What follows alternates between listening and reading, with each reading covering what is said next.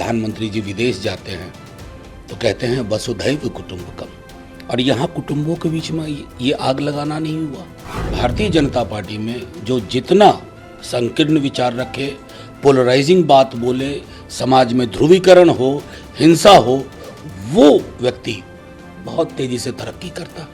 मेरे राष्ट्रीय अध्यक्ष ने कह दिया, डिप्टी सीएम तेजस्वी जी ने कह दिया, उसके बाद मेरे लिए कुछ नहीं बचता है। मैं सबसे अपील करूंगा, एक बार उस 13 मिनट को ध्यान से सुनिए। 13 मिनट बिना व्हाट्सएप फॉरवर्ड के, 13 मिनट कविता से पूर्व, कविता के पश्चात क्या कहा गया है। देखिए, प्रधानमंत्री जी जब चुनाव प्रचार में कहीं जाते हैं तो उनके तेवर और उनका मिजाज बिल्कुल अलग हो जाता है। कोई भी राज्य में अगर कोई सरकार चुनी जाती है, जैसे बीआरएस चुनी गई थी पिछली बार, या इस बार बीआरएस चुनी जाए या कांग्रेस चुनी जाए, लोगों की चॉइस है ना। आप लोगों की चॉइस पे टिप्पणी कर रहे हैं, और जब फैमिली की बात आएगी तो नागपुर तक बात जाएगी। एक फैमिली जिसको हर चीज रिग्रेसिव पसंद है, तो प्रधानमंत्री जी पसंद अपनी अपनी। स्मृति ईरानी कहती है कि ये बहुत अनफॉर्चुनेट है कि ममता बनर्जी ने अपने विधायकों की सैलरी बढ़ा दी, लेकिन जो हार्ड वर्कर हैं, चाय बागान में काम करते हैं, उनके लिए कुछ नहीं। सेम क्वेश्चन अभिषेक बनर्जी से मैं स्मृति जी से कहना चाहूँगा कि देश में चुनाव इतना महंगा, उस पर कभी सोचा? हमारे प्रधानमंत्री जी का एक चुनावी मंच 30 करोड़ का बनता है, इस पर कोई टिप्पणी होती है? भाजपा के आने के बाद चुनाव आम आवाम के हाथ से निकल गया। पार्टियां लड़ नहीं सकती, इतने संसाधन हैं, उस पर भी होना चाहिए ना। सीधी सी बात है कि इसको बाइनरी में मत देखिए। अगर एक डिमांड है कि चाय बागान में काम करने वालों को बेहतर जिंदगी मिले, बेहतर तनख्वाह मिले, उसकी बात होनी चाहिए। उसमें केंद्र भी एक फंड लोकेशन में सहानुभूतिपूर्वक विचार करे।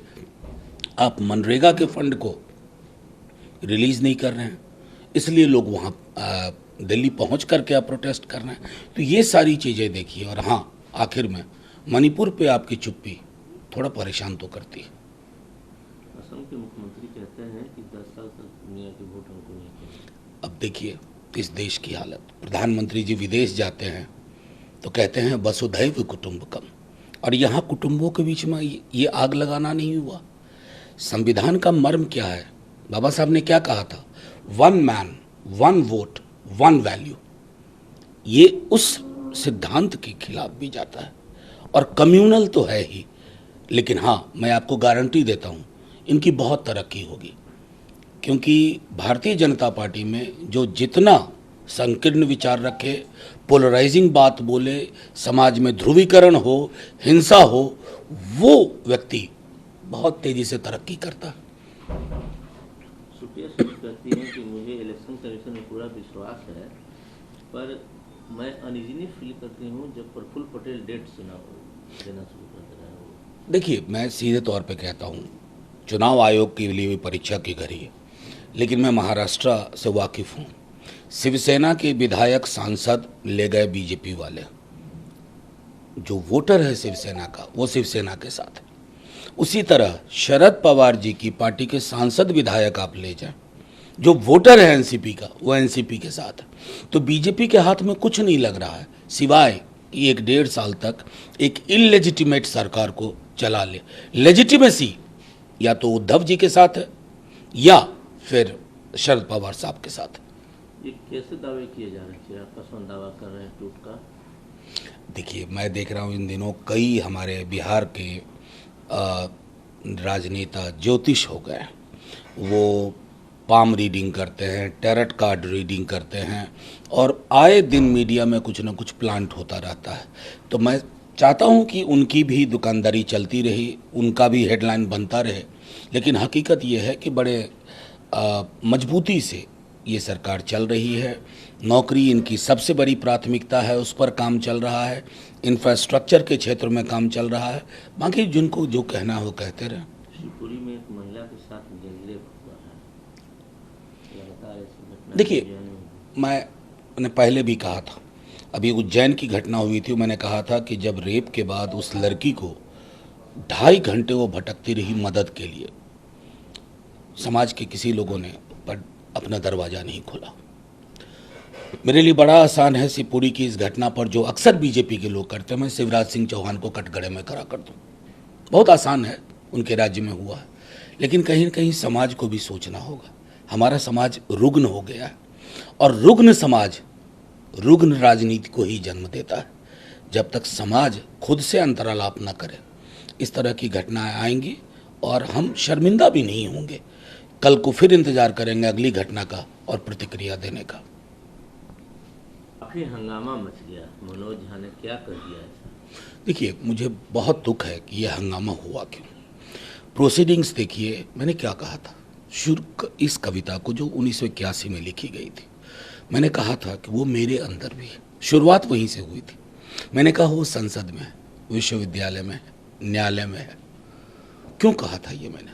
एक प्रतीक के रूप में, प्रभुत्व के प्रतीक के रूप में। मैंने संसद में पेरियार की रामायण पढ़ी। मैंने संसद में कहा, जो तू बाभन बाभनी जाया, आन बाट काहे नहीं आया, जो तू तुरक तुरकनी जाया, भीतर ही खतना काहे ना कराया। ये सारी चीज़ें मैंने क्यों कही? क्योंकि वो एक ऐसी जगह है जहां आपको प्रतीक और उसके संदर्भ में अपनी बात रखनी है। मेरे राष्ट्रीय अध्यक्ष ने कह दिया है, डिप्टी सीएम तेजस्वी जी ने कह दिया है, उसके बाद मेरे लिए कुछ नहीं बचता है कहने को। लेकिन जो भी लोग इसके बहाने एक जाति और दूसरी जाति पर अशोभनीय टिप्पणी कर रहे हैं, वो नाइंसाफ़ी कर रहे हैं कवि के साथ भी और उस कविता के संदर्भ के साथ भी। मैं सबसे अपील करूंगा, एक बार उस 13 मिनट को ध्यान से सुनिए। 13 मिनट बिना व्हाट्सएप फॉरवर्ड के, 13 मिनट कविता से पूर्व, कविता के पश्चात क्या कहा गया है, आप एक बार उसको सुनेंगे तो आपको लगेगा कि अगर हम इस पर इस प्रकार की प्रतिक्रिया देते हैं तो ओम प्रकाश वाल्मीकि जी सच साबित होते हैं। बात तो यहाँ तक कही गई कि मैं वहाँ रहता था, ये जीभ काट लेता है, जीभ मैं उस तरह की भाषा का इस्तेमाल मैंने कभी नहीं किया और कभी करूँगा भी नहीं। ये भाषा क्या बताती है? ये भाषा की कट लूँगा, गर्दन काट दूंगा। मुझे तो लगा एक भूतपूर्व विधायक ये है, उन्होंने कहा कि गर्दन काट दूंगा, हाथ में दे दूंगा। अरे गर्दन काट दोगे तो हाथ में हम कैसे पकड़ेंगे, वगैरह वगैरह। मैं सिर्फ चाहता हूँ इस पे कटाक्षेप हो। इस कविता का संदर्भ था कि उत्पीड़न का व्याकरण जो आज भी जारी है, क्या हमें से कोई इनकार करता है? मूंछ रख लेने से और घोड़ी पे बैठने से अगर दलित को पुलिस प्रोटेक्शन लेना पड़े, ये कौन सा समाज है? मैं उस संदर्भ में कह रहा हूं कि ये कविता 13 मिनट कोई सुने, उसके पूर्व उसके पश्चात। अक्सर अधिकांश लोगों ने मुंह जुबानी सुनी है, व्हाट्सएप पे सुना है, संसद के पटल पर यूट्यूब पे अवेलेबल है, पूरा का पूरा सुने, गौर से सुने। और इस उत्पीड़न और प्रभुत्व के खिलाफ हम सब मिलकर के ये लड़ाई नहीं लड़ेंगे ना, तो जो बाबा साहब कह गए थे वो संकल्प पूरा नहीं होगा।